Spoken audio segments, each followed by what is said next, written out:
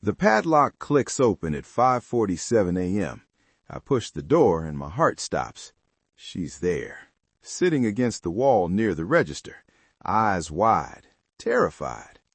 "Please," she whispers, "please don't call them." My hand is still on the door.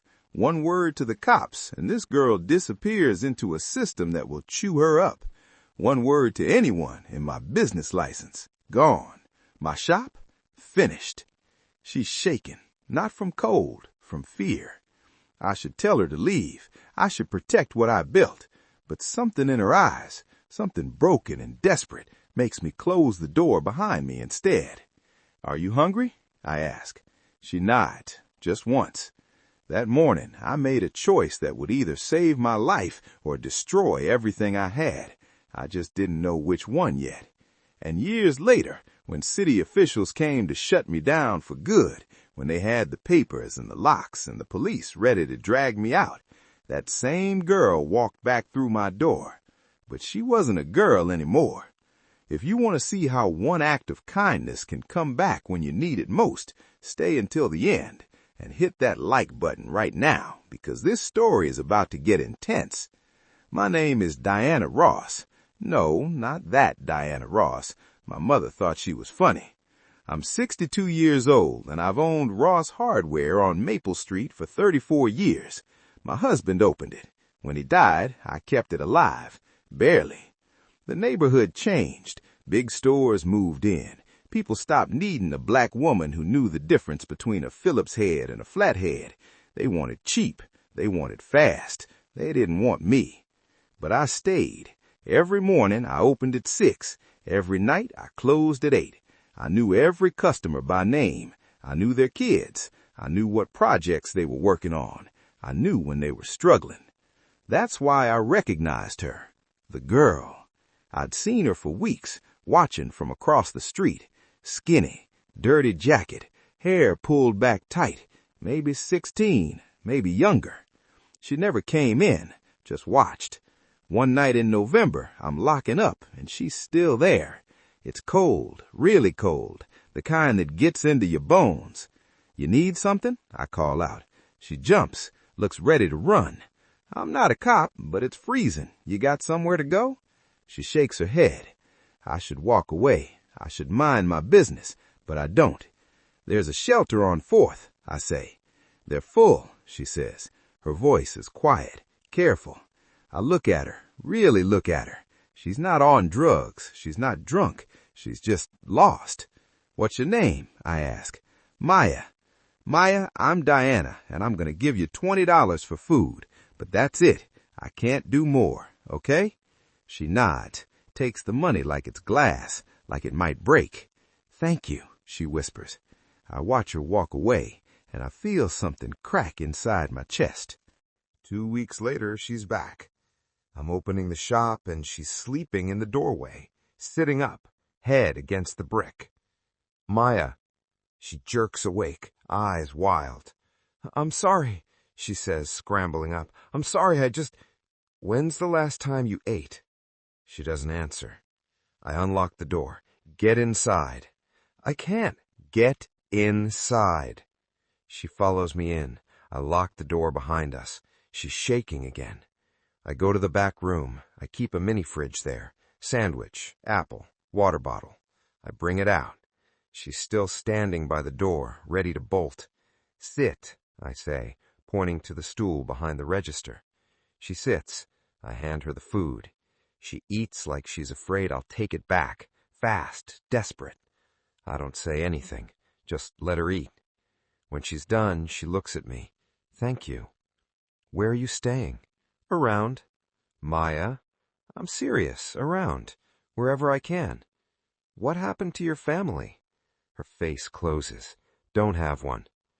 I want to push. I want answers. But I know that look. That's the look of someone who's been hurt too many times to trust easy. "Okay," I say. "Here's the deal. I can have you sleeping outside my shop. Someone sees you, they'll think I'm running some kind of operation. You understand?" She nods, starts to get up. "But," I say, and she freezes, If you need to stay warm, you can stay inside, just for a few hours before I open. You leave before 6, you don't touch anything, you don't tell anyone, and if anyone asks, you were never here. Deal? She stares at me. Why would you do that? Because it's cold, and you're a kid, and I'm not letting you freeze to death on my watch. Her eyes fill with tears. She blinks them back hard. Thank you, she says again. Don't thank me yet, I say. This is dangerous for both of us. You understand that? She nods. Good. Now get some sleep. I'll wake you at 5:30. Maya stayed. Not every night, but most nights. She'd knock 3 times on the back door after I closed. I'd let her in, give her a blanket, a pillow, some food. She slept sitting up, always, like she was ready to run. I didn't ask questions. She didn't offer answers. But slowly, she started talking. She told me she aged out of foster care at 16. No family, no money, no plan. She told me she tried the shelters, but they were full or dangerous or both. She told me she was trying to finish high school online, that she wanted to be a lawyer, that she wanted to help kids like her. That's a good dream, I told her. It's stupid, she said. I can't even afford a phone that works half the time. It's not stupid. It's hard, but it's not stupid.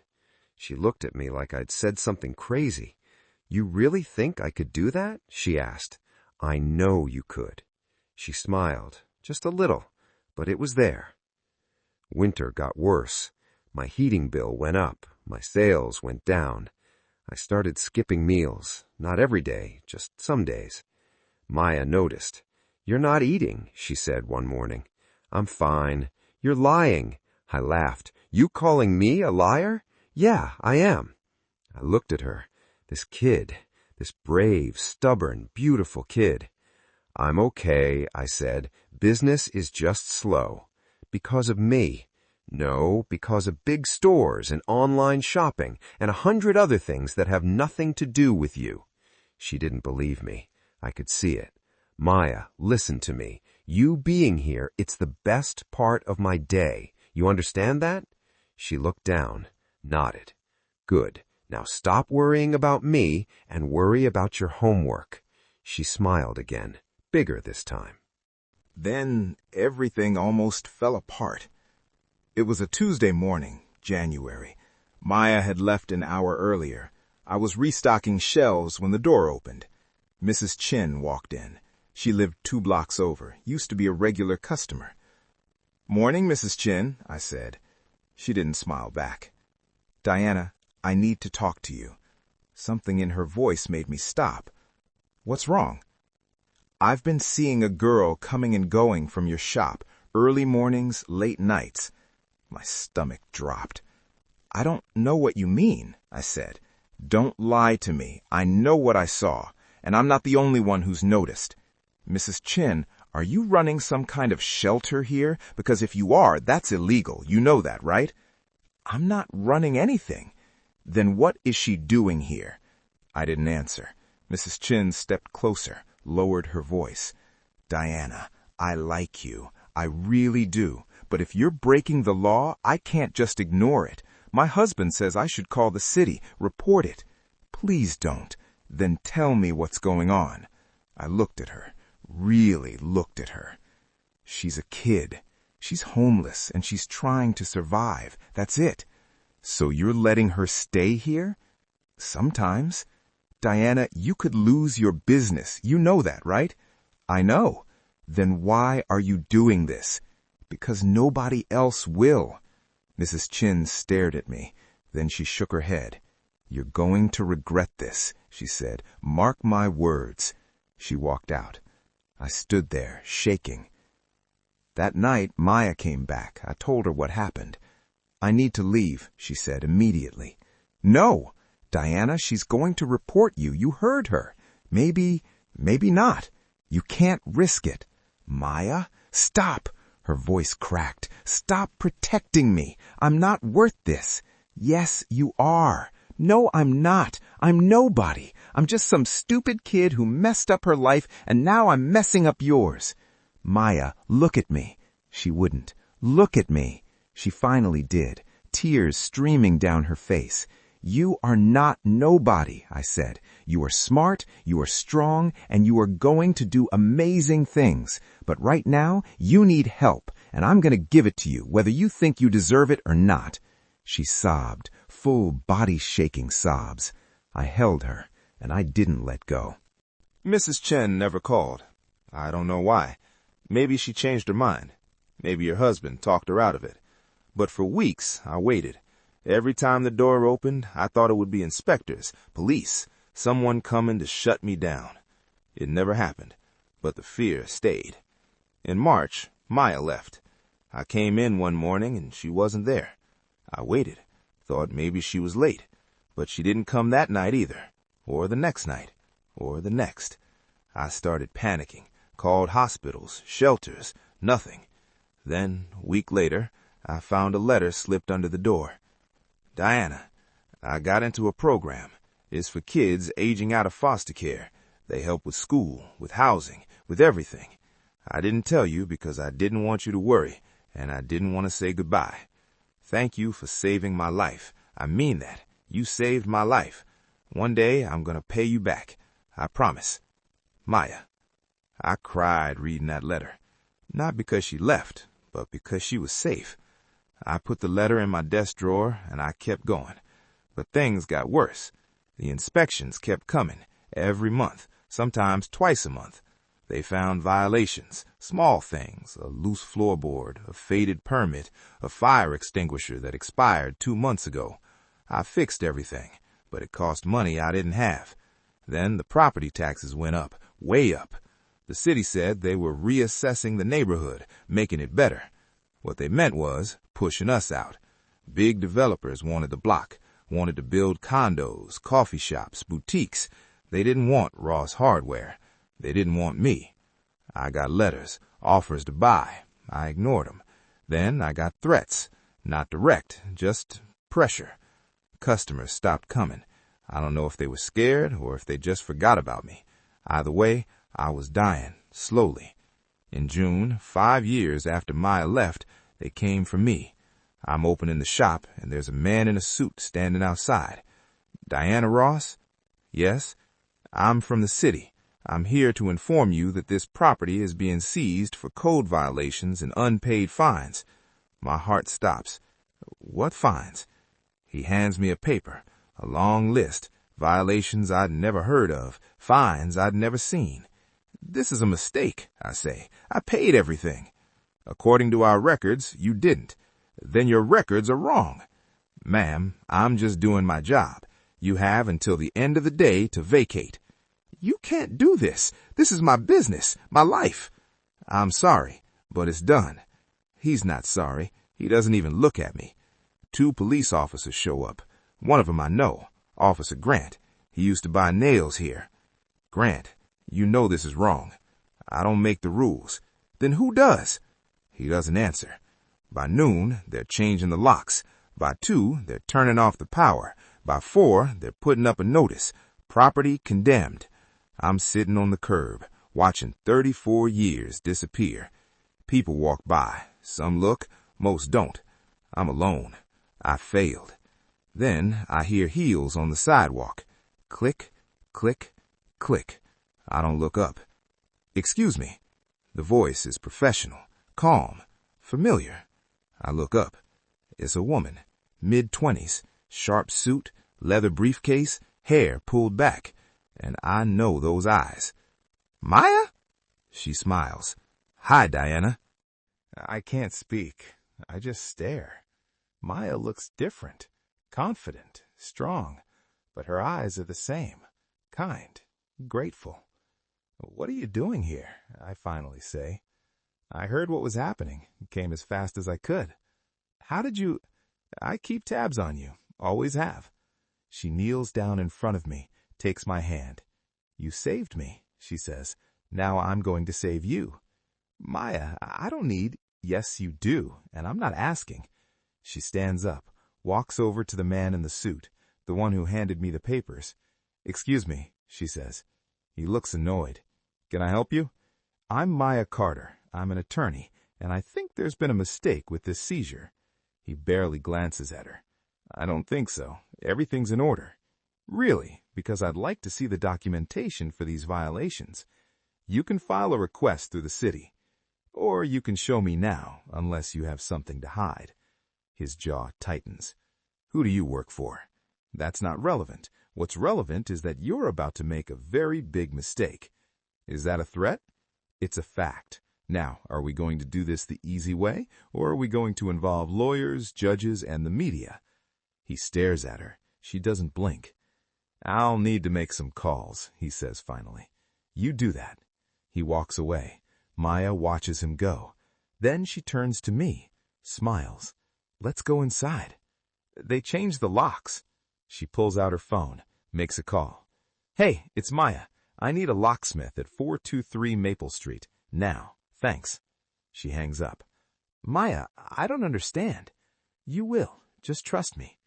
The locksmith comes, opens the door. We walk inside. It's dark, but it's still mine. Maya pulls out a folder from her briefcase, starts going through papers. What are you doing? I ask. Building a case. These violations, half of them are fabricated. The other half are bogus. And the fines, they don't match city code. How do you know all this? Because I've been dealing with cases like this for 2 years. Developers pay off inspectors. They create fake violations. They force small business owners out. It's corruption, and it's illegal. You can prove that? I'm going to try. She looks up at me. But Diana, I need you to know something. I'm still junior at my firm. This isn't officially our case. If I push too hard, I could get fired. Then don't. I can't let you risk your job for me. You risked everything for me. That was different. No, it wasn't. She grabs my hand. I'm doing this, with or without permission, okay? I nod, because what else can I do? The next day, Maya files complaints, requests hearings, demands documents. The city pushes back, hard. They deny everything, say the violations are real, say the process was fair. Maya doesn't stop. She digs deeper, finds emails, finds payments, finds connections between inspectors and developers. She builds a case. 2 weeks later, we're in a hearing. The same man in the suit is there. He's calm, confident. Maya stands up, presents her evidence. The man laughs, actually laughs. This is absurd. You're accusing city employees of fraud based on circumstantial evidence? It's not circumstantial. It's documented. By who? A junior attorney with no authority? By records you filed, by emails you sent, by payments you received. His smile fades. The judge looks at the documents, then at the man. I'm going to need time to review this, the judge says. Your Honor, the man starts. I said I need time. This hearing is adjourned. Maya and I walk out. Did we win? I ask. Not yet, but we will. She sounds so sure. I want to believe her. 3 days later, the judge rules in our favor. The violations are dropped, the fines are canceled, the property is returned, and 3 inspectors are suspended pending investigation. Maya calls me. We did it. I start crying. Thank you. Thank you, she says, for everything. It's been 6 months since Maya came back. The shop is still here, still mine. Maya visits every week, brings coffee, sits on that same stool, tells me about her cases. She never asked for anything, never wanted recognition. She just wanted to keep a promise. One day I ask her, why did you become a lawyer? She looks at me, smiles. Because you believed I could, and because I wanted to help people the way you helped me. I didn't do much. You did everything. I'm 63 now, and I've learned something important. Kindness isn't weak. It's not stupid. It's not naive. Kindness is powerful. It echoes. It grows. You might not see it right away, but it comes back. And when it does, it changes everything. If this story moved you, hit that subscribe button and share it with someone who needs to hear it, because the world needs more people like Diana and more people like Maya. Thanks for watching. See you in the next one.